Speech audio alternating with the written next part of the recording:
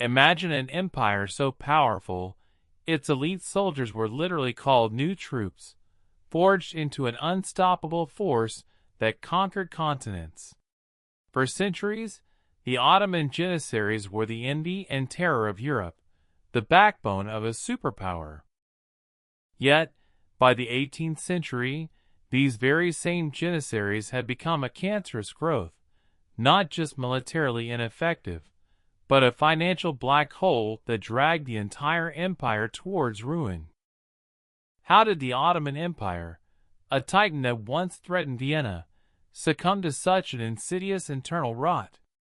The answer lies in the deadly interplay of greed, entitlement, and the quiet, destructive power of currency debasement. At its zenith, the Ottoman Empire was a marvel of organization and military might.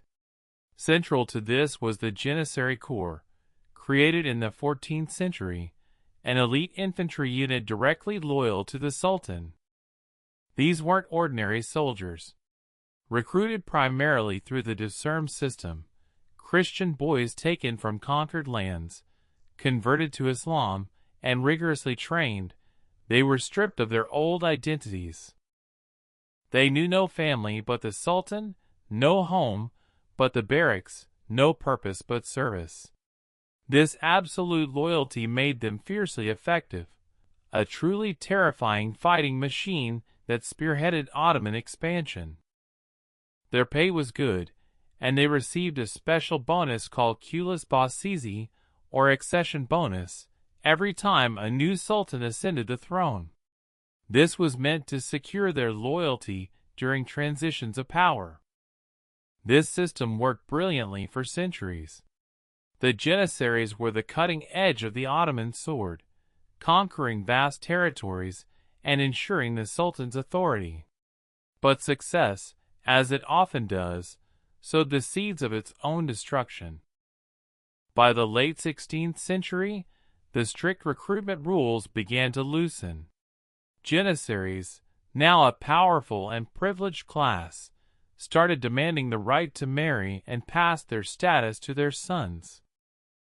The Debasement system, which ensured loyalty by severing family ties, slowly eroded. Now, sons of Janissaries, and even non-military men, began buying their way into the corps, not for military service, but for the prestige and salary. The Janissary ranks swelled, but their quality plummeted. Many were soldiers in name only, engaged in trades or crafts, using their Janissary status to avoid taxes and extort locals. A 1606 imperial firman, decree, tried to curb this, but largely failed. This bloating of the ranks created an immense financial burden. The state had to pay more and more soldiers, who contributed less and less to its defense. The accession bonus, once a show of imperial generosity, became a compulsory demand. When a new sultan tried to resist paying the full Kulis Basizi, the Janissaries would riot, sometimes even deposing or assassinating the monarch. They had become kingmakers, holding the empire hostage to their demands. So, how did the Ottoman state cope with these ever-increasing demands for pay for an ever less effective army? They resorted to a classic self-destructive tactic: currency debasement. The Ottoman currency, the aki, was traditionally a silver coin. But to meet the Janissaries' insatiable appetite for pay, the silver content was progressively reduced. More coins could be minted from the same amount of precious metal. This wasn't unique to the Ottomans. Many empires throughout history, from Rome to China, have tried this short-sighted solution. It provides immediate relief, but unleashes a devastating long-term consequence: inflation. As the silver content in the aki dropped, its purchasing power plummeted. A coin that once bought a loaf of bread might now only buy half. Prices for basic goods skyrocketed, devastating ordinary citizens. The Janissaries, feeling the pinch themselves, demanded even higher wages, creating a vicious cycle. The state debased the currency further, prices rose again, and the demand for higher wages intensified. This is a crucial point. Many people believe debasement is just printing more money. While related, debasement specifically means reducing the intrinsic value of a coin, not just increasing its quantity. It's a direct attack on a currency's integrity. By the 17th century, the Aki was so debased it was practically worthless. The Ottoman Empire had to introduce new, larger silver coins, like the kurush and para, only for them to suffer the same fate. The renowned economic historian Halil Analsik meticulously documented this decline, noting how the silver content of the Aki drastically fell from around 1.15 grams in the 15th century to less than 0.2 grams by the late 17th century. This wasn't just an economic problem, it was a societal one. Merchants, unable to trust the currency, hoarded good silver or resorted to barter. Trade suffered, and the empire's once vibrant economy stagnated. The Janissaries, meanwhile, continued their descent into a privileged but undisciplined mob. They became a law unto themselves, operating as local power brokers, extorting protection money, and meddling in politics. Their barracks became centers of sedition rather than military training. Any sultan who dared to propose reforms or challenge their privileges faced immediate, violent opposition. The empire's military prowess, once its greatest asset, withered. Facing technologically superior European armies, the Ottoman forces, hamstrung by the Janissaries' incompetence and resistance to modernization, suffered repeated defeats. By the early 19th century, the Ottoman Empire was often called the sick man of Europe, a shadow of its former glory. The Janissaries, once symbols of strength, were now the most visible symptom of its terminal illness. But the strangest part comes later, the absolute, brutal solution. After centuries of enduring their tyranny, a new sultan, Mahmud II, decided enough was enough. He understood the Janissaries weren't just a military problem, but an existential threat. In 1826, Mahmud II, a shrewd and ruthless reformer, planned his move. He created a new, modern army trained by European officers, deliberately provoking the Janissaries into a final, decisive confrontation. The Janissaries, predictably, rose in revolt.